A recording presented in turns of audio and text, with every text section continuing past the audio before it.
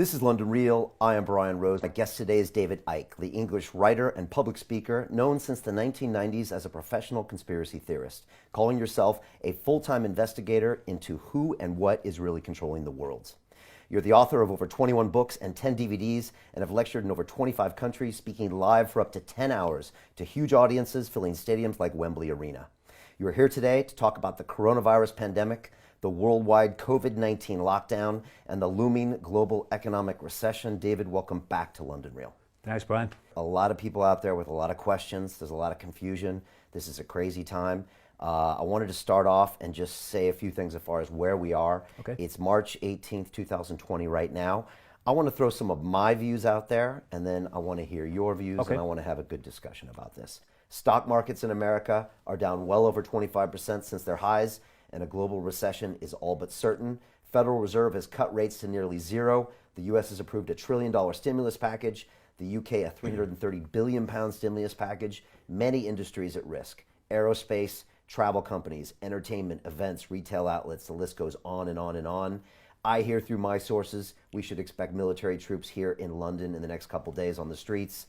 David, there's an ancient Chinese expression that says, may you live in interesting times. Some say it's a curse. What do you see in the world? What are you concerned about? And do you feel for the British citizens and global citizens? Right.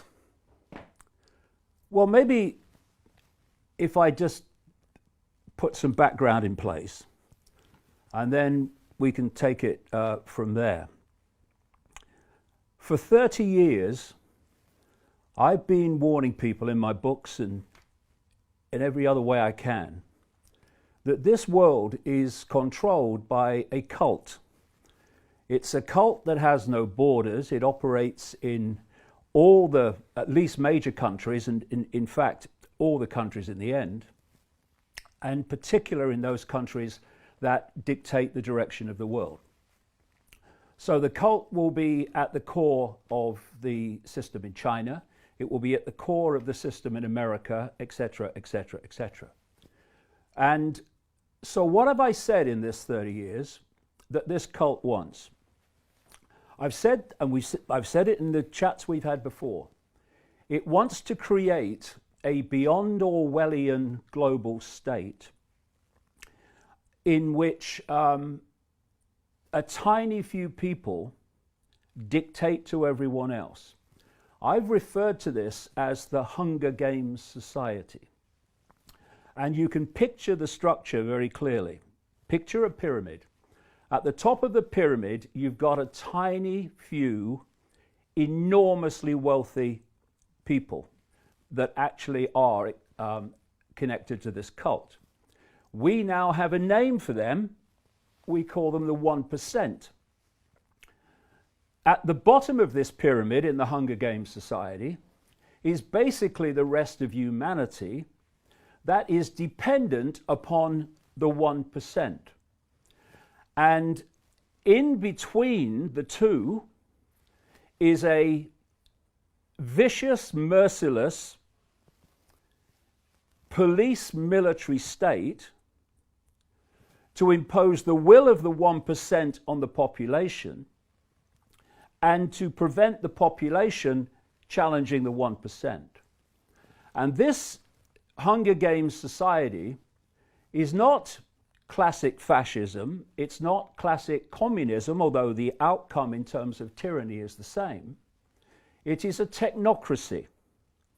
A technocracy is defined as a society that is controlled by bureaucrats, experts, scientists, engineers, technocrats. And the ability of that situation to happen is through smart technology and AI.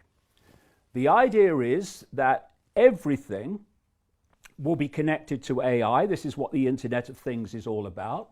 And if you listen to the crazies in Silicon Valley, they're telling you that in the period around 2030, a year that keeps coming up from all directions, we will have a situation where the human brain will start to be connected to AI. And thus, whoever controls AI will be connecting and driving the perceptions of humanity. And that can be done from a central point through this smart grid, global smart grid. So that's the structure that they want.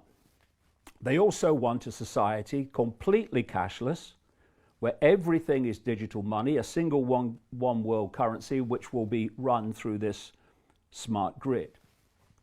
Now, in the same 30 years, I've been saying there are two major techniques that are being used to bring about that situation. One, I've called since the 1990s problem, reaction, solution, where you covertly create a problem, you use the unquestioning, pathetic mainstream media to tell the public the version of the problem you want them to believe.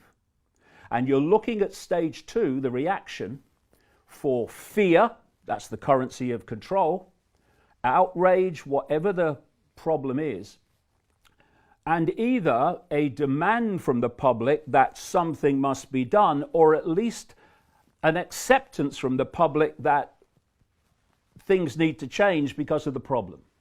And at that point, those who've created the problem got that reaction openly in changes in society, offer the solutions to the problems they have themselves covertly created. And those changes, step by step, take us further and further to that Hunger Games society.